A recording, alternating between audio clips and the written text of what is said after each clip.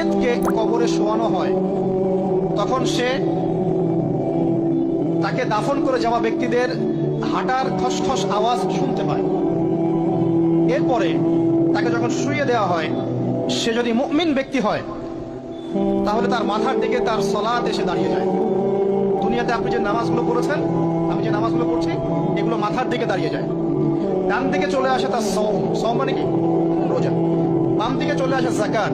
তারপরে পায়ের দিকে চলে আসবে তার আত্মীয়তার সম্পর্ক রক্ষার ইবাদত, তার যে অন্যান্য দান সদকা, তার নফল আমল, তার তাসবিহ তাহলিল, তার কোরআন তেলাওয়াত ইত্যাদি পায়ের দিকে চলে আসবে। এখানে একটা হাদিস এসেছে, সূরাতুল মুলক যে ব্যক্তি রাতের বেলা তেলাওয়াত করবে, কোন সূরা ভাই? তাবারাকাল্লাযী বিয়াদিহিল মুলক ওয়া হুয়া আলা কুল্লি শাইইন কাদির। এই সূরা যে ব্যক্তি রাতের বেলা করে তেলাওয়াত করবে, ইনশাআল্লাহ সূরা মুলকও কবরে তার সাথে থাকবে এবং কবর আযাব থেকে সূরা মুলক তাকে বাঁচাবে ইনশাআল্লাহ। আমি বুঝাচ্ছি যে কি অবস্থাটা হবে। এবার দুজন ফেরেশতা মাথার দিক থেকে আসবেন, আসতে চাইবেন, সালাত বলবে এখান দিয়ে আসা যাবে না, এদিক দিয়ে আসা যাবে না। ডান দিক দিয়ে আসতে চাইবেন, এদিক দিয়ে আসা যাবে না। বাম দিক দিয়ে আসতে চাইবেন, যাকাত বলবে এদিক দিয়ে আসা যাবে না। পায়ের দিক দিয়ে আসতে চাইবেন, আমলগুলো বলবে এদিক দিয়ে আসা যাবে না। তারপরেও তারা আসবেন, চোখগুলো হবে নীল এবং কালো পড়ে, নীলাপ চোখের কালো। মুনকার নাকি? উঠে বসিয়ে দেওয়া হবে। এবার তিনটা প্রশ্ন। প্রথমে প্রশ্ন হচ্ছে কি, মান রব, তোমার রবকে? তখন মুমিন বান্দা বুক ফুলিয়ে বলবে রব্বি আল্লাহ, আমার রবকে আল্লাহ। পৃথিবীতে যে ব্যক্তি আল্লাহর সাথে শিরিক করে নাই, আল্লাহ তাওহীদের উপর থেকেছে এবং তার উপরে মৃত্যুবরণ করেছে, ইনশাআল্লাহ সে ব্যক্তি এর উত্তর নির্দ্বিধায় দিতে পারবে।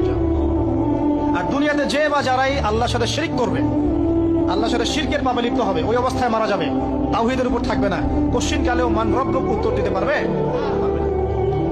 তারপর প্রশ্ন হয়ে যাবে মা দীনুক, তোমার দিন কি ছিল? মুমিন বান্দা উত্তর দিবে কি? দীন ইসলাম, আমার দিন ছিল ইসলাম। এখানে শুনে রাখেন, পৃথিবীতে যারা ইসলামকে পরিপূর্ণরূপে পালন করবে তারাই এই উত্তর দিতে পারবে ইনশাআল্লাহ। যারা ইসলামকে ঠাট্টা বিদ্রুপের হাসি তামাশার পাত্র বানিয়েছে, মন চাইলে কিছু করি, মন চাইলে কিছু করি না, সহজগুলো একটু আমল করি, বাকি কিছুর আমল ধারি না, হ্যাঁ, নামাজ পড়ি, সুদ ছাড়তে পারি না, ঠিক আছে, বছর বছর ওমরা করি, এদিকে ঘুষ দুর্নীতি ছাড়তে পারি না, ইসলামকে ঠাট্টা তামাশার পাত্র বানিয়েছে, এরা কোশ্চিন কালে উত্তর দিতে পারবে না মা দীনুক। দিনে পরিপূর্ণরূপে ইসলামে প্রবেশ করতে বলেছেন আল্লাহ রাব্বুল আলামিন। যারা পরিপূর্ণরূপে ইসলামে প্রবেশ করবে এবং ইসলামের প্রতিটা মৌলিক বিধান মেনে চলবে, ইনশাআল্লাহ তারাই উত্তর দিতে পারবে।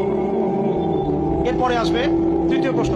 নবী সাল্লাল্লাহু আলাইহি ওয়াসাল্লামকে দেখানো হবে, যখন দেখানো হবে তখন সূর্য যখন ডুবে যায়, যে দৃশ্যটা আমরা দেখতে পারি না, ওই দৃশ্যটা ভেসে উঠবে এবং মুমিন বান্দা অস্থির হয়ে যাবে, বলবে আমাকে ছেড়ে দাও, আমি নামাজ পড়বো। সুবহানাল্লাহ। কারণ তার কাছে মনে হবে যে আসরের ওয়াক্ত হয়ে গেছে, আসরের ওয়াক্ত হয়ে গেছে, আসর